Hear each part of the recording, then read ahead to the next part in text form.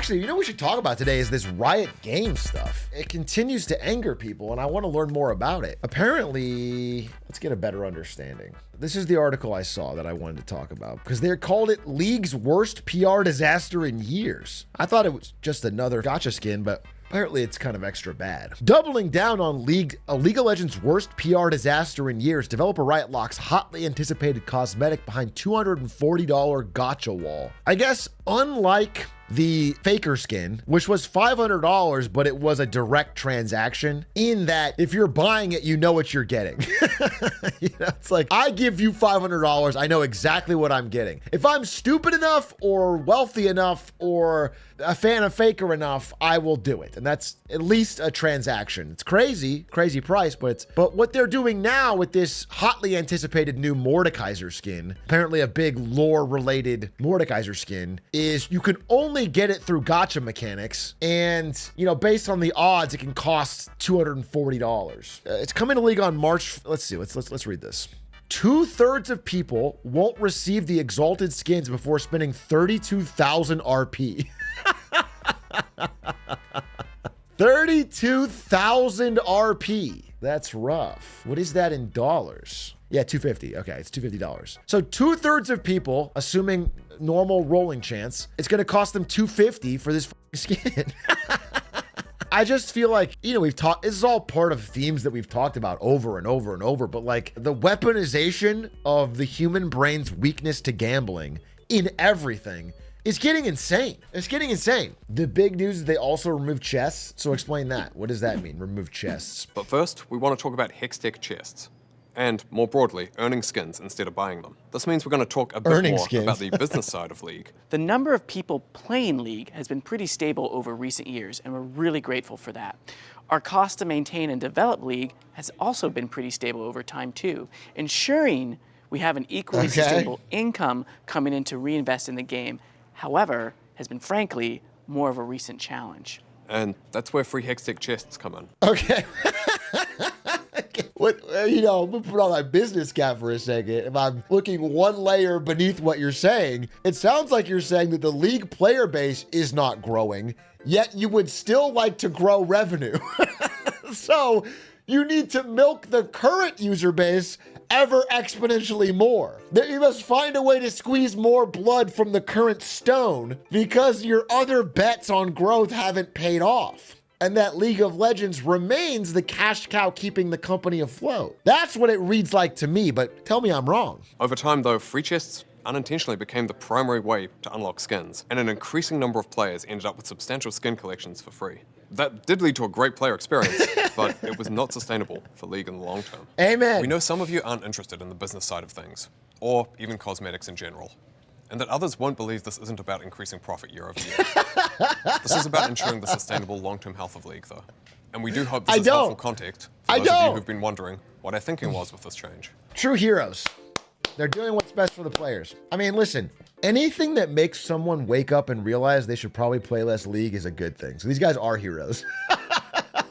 In a way. You know what I'm saying? Anyone that gets someone to be like, damn, you know what? I'm kind of wasting a lot of my time in life on this. What they're doing is heroic. I mean, look, there's a larger story here, which is that Riot made a lot of bets when they were riding high. They spent a lot of money, they greenlit a lot of games, and a lot of those games are unfinished and have been canceled or shelved. In fact, without getting too into it, I have friends who worked at Riot on an unreleased secret game. And I hung out with them and spoke with them at Genesis, and they're all pissed. They're all pissed, dude. They're all pissed. They quit. And, there's a lot of this going on where Riot has sort of been on a spending frenzy that it's now not working. So they're canceling a lot of things, cutting a lot of things short, scaling back, doing layoffs, which they've done, and now like increasing monetization. And I think they're just really like having an it's all about the cash moment. They thought everything was up into the right growth, everything they do turns to gold. And now they're realizing we have a few things that work and we need to triple down on them. What comments here? What's this? So this is the Exalted skin that for 2/3 of players will likely cost them $250. In time, I left the husk of mortality behind and prepared to learn the final truth. Now I see the skin though.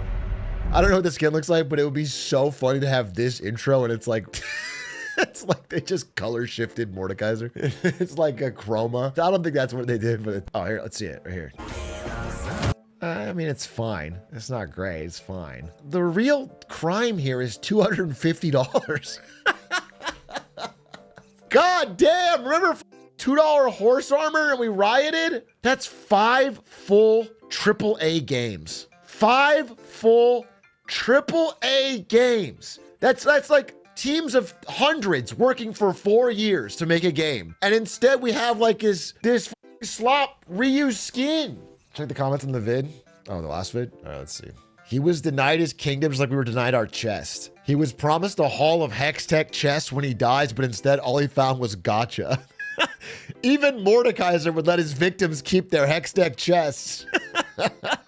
Mord's going to the death realm to bring back Hextech chests. Sans can be read as a homophone of the French word sans, meaning without. This is a reference to us being without Hextech chests. He's not angry because there's no God.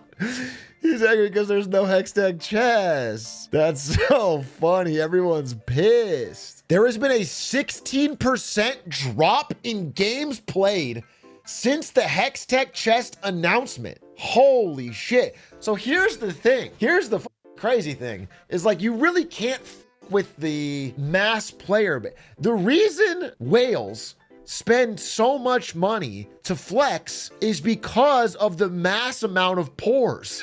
In a game where there's only whales, the whales quit. If you ever with the average rank and file, average Joe, clock in, play a few games after work player, then the whales will not show up to buy the $500 skin to flex. You could fuck up your whole ecosystem.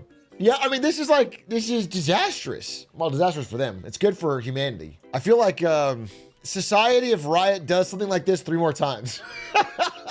It's gonna be awesome. Just keep it up. They're mad at the Riot CEO too, the new guy. I mean, they kind of, you listen. How have 2 years of Dylan Jadeha's reign as CEO been? 500 plus employees laid off. Riot Forge killed. Limited time only skins for FOMO. End of Prime Gaming capsules. End of Level Up capsules. Introduction of predatory gacha. Degradation of skin quality. Nerfed battle pass. Removal of, yeah, okay. I'm sure this guy is partially to blame here.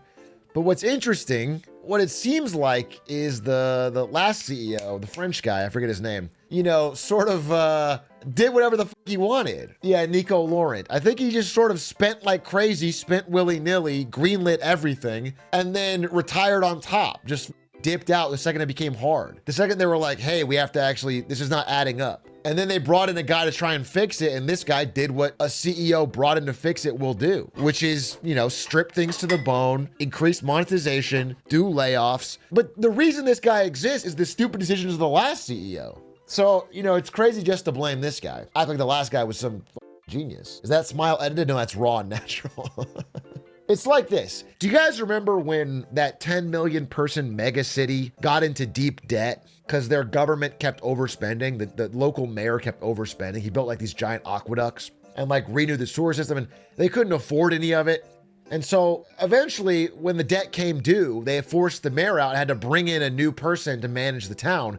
And they brought in, unfortunately, CEO Dan Clancy, who has now turned the town into a husk of itself, into a shanty town. You know, he cut all services for the poor, cut street cleaning. Do you know what I'm saying? But it's like, do I blame Dan Clancy? Somewhat. But I also blame the previous administration for letting it get so bad that they needed to bring in a Dan Clancy. They left the door open for this villain. Did you see the Costco CFO that defended the 150 glizzy hot dog since the 80s is retiring? After 4 decades, Richard Galanti has retired and left the company. He clocked his final workday on Thursday. A long, bittersweet goodbye. Imagine if tomorrow they do $18 hot dogs.